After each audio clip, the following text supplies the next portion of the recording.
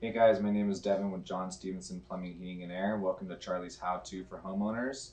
Today we're going to be talking about if you have a clogged lavatory or bathroom sink, or if it's just slow draining, basically the first step, what you would be doing to unclogging that. So right here I have the entire pop-up assembly. It looks a little different than what you normally see because this is all underneath the sink. So I'll be showing you how to remove the trim, clean that out, and clear any potential blockage that might be trapped up in there.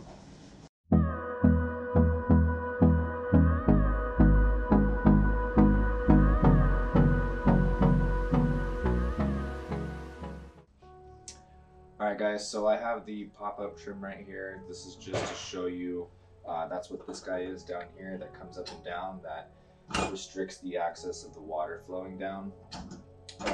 So as you can see right here, it's got a little hook on the back. That's where the lever goes into the back and allows it to come up and down. So now we're going to be going down below. As you can see, I got my bucket set up already. I got rags just in case any water comes out or anything like that. The first thing you're going to want to do is remove the P-trap assembly. The reason for that being is when you go back up top and you try and grab the stuff out of the pop-up assembly, you don't want it coming down and getting stuck in here, and then you're still having a blockage going on. So the first thing we're going to do is we just remove this nut. Very, very easy to do. Sometimes they can be pretty tight. You might want to get like a pair of channel locks or something like that. So that guy's nice and loose.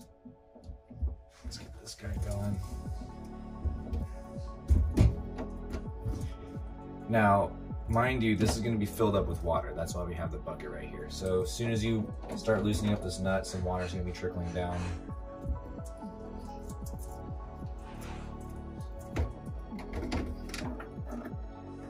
Just like that. So get the water out of there. You just place that inside the bucket as well. You might want to get a flashlight as well, so you can take your flashlight, look up in here, make sure that the blockage isn't anywhere down in here.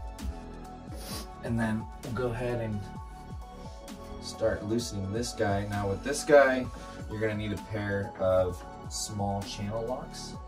You can get them at Home Depot or any tool place. They're very inexpensive. So you just take this guy, and remember, if you're facing it, you want to turn it to your right. It's going to be the opposite, righty-tighty, lefty-loosey.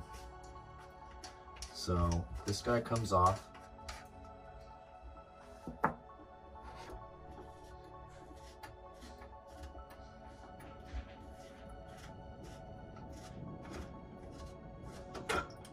Alright, so that nut comes out. You see this little ball in here? What you're going to do is you're going to pull it out. So now, that shaft, that little piece I was showing you earlier, this is sitting in here like this, and it gets hooked on. This was what comes up and down. So now the shaft is taken out of the trim. We can come up top,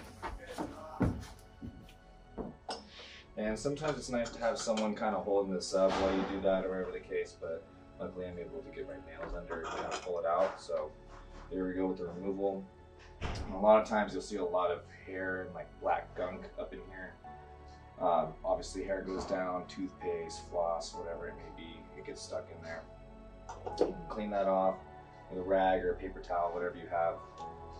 And then you're gonna grab one of these zippers or like hand tools. Same thing, you can get them at like Home Depot or Lowe's. They're very inexpensive as well. You come down and stick it in. You see if I squeeze it, these little claws come out of it. So you stick that down there. And you can either try and poke through, or you can try and grab and pull it out. It doesn't matter as long as you get the blockage out. And then once you can see that it's clear, you can look down, you can look up with your flashlight, you see that it's clear. And we're gonna come back down below. And you want the side that's offset to be facing towards that shaft lever. So stick it in there, and you don't want it in all the way. You kind of want to lift it up just a tad, maybe about that much out of it. So I have one hand kind of keeping my hand on it, and then you're going to want to fish this guy back in here. This is kind of a little bit of a feel game.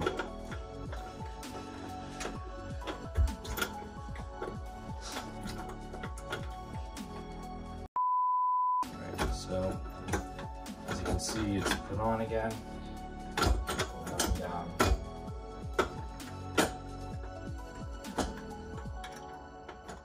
So we'll get it closed again so we can get that shaft nice and straight, make it easier for us to put our nut back on.